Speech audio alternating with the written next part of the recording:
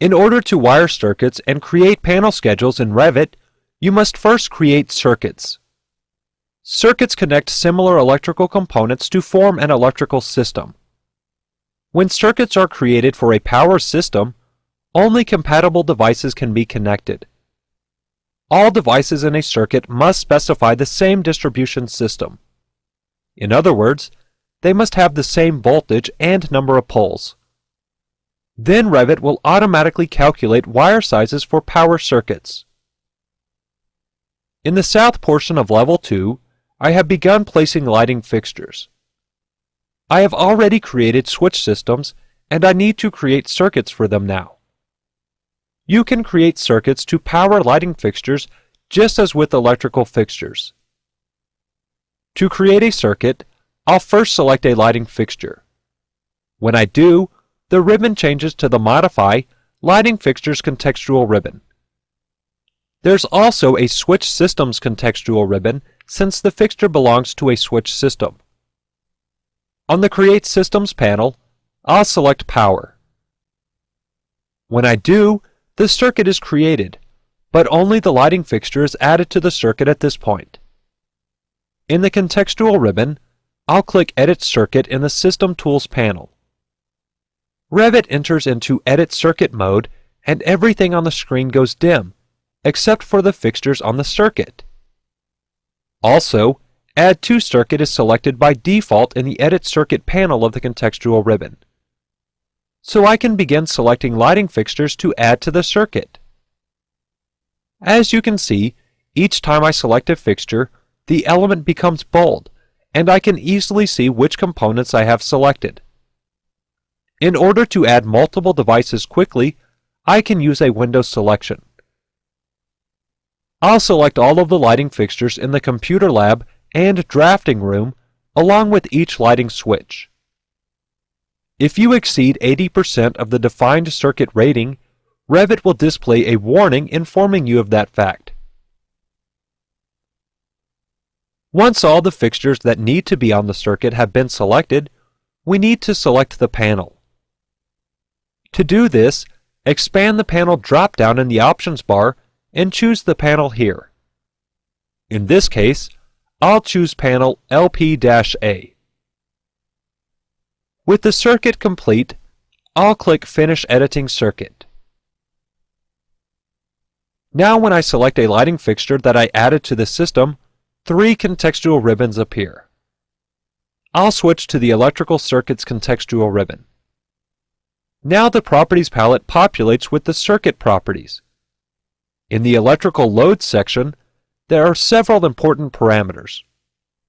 For example, you can see the circuit number, the panel that the circuit has been assigned to, the load classification, which is determined by the electrical connectors on the components in the circuit circuit rating, the apparent load, and several more, including the voltage drop near the bottom.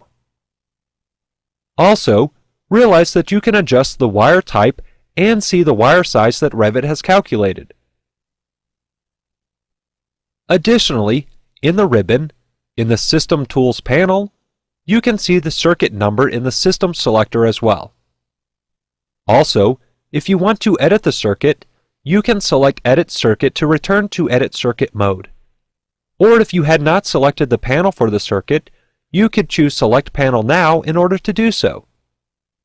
And if you wanted to disconnect the panel from the circuit, you could choose Disconnect Panel.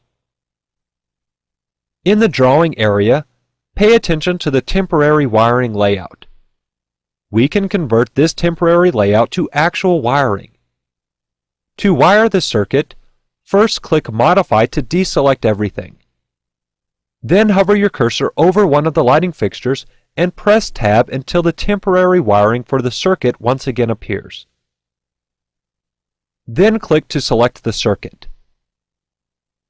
Realize that once you click, the ribbon changes to the Modify Electrical Circuits contextual ribbon, and the Properties palette populates with the properties of the circuit again. In the contextual ribbon, on the Convert to Wire panel, there are 2 tools, Arc Wire and Chamfered Wire. The arc wire tool will convert the circuit to arc wiring, while the chamfered wire tool will convert the circuit to chamfered wiring. Additionally, pay attention to the arc wire and chamfered wire icons in the drawing area. These are the same tools as the ones in the Convert to Wire panel. In the contextual ribbon, I'll click Arc Wire. When I do, wires are automatically created. They are also selected. In the Properties palette, you can see the properties for the wires. As you can see, they match the wiring parameters for the circuit that we looked at earlier. If needed, you can change the type in the type selector after they have been created. I'll click in blank space to deselect the wires. Let's create another circuit. In the Copy Print Room and Lounge, I'll select all of the lighting fixtures and the lighting switches. You can use the Control key or a window selection to select multiple fixtures, and then use the Shift key if necessary to remove any elements from the selection. Next, in the Create Systems panel of the contextual ribbon, click Power. Once you do, all the fixtures and switches are added to a circuit, and the circuit is selected. Next, in the System Tools panel, click Select Panel. Then, in the panel drop-down on the options bar, choose Panel LP-A. This completes the circuit. As you can see, this is a much quicker way of creating a circuit, and you never have to enter into Edit Circuit mode. The circuit remains selected, and if needed, you could enter into Edit Switch System mode at this point. However, I'll click Arc Wire to wire the circuit.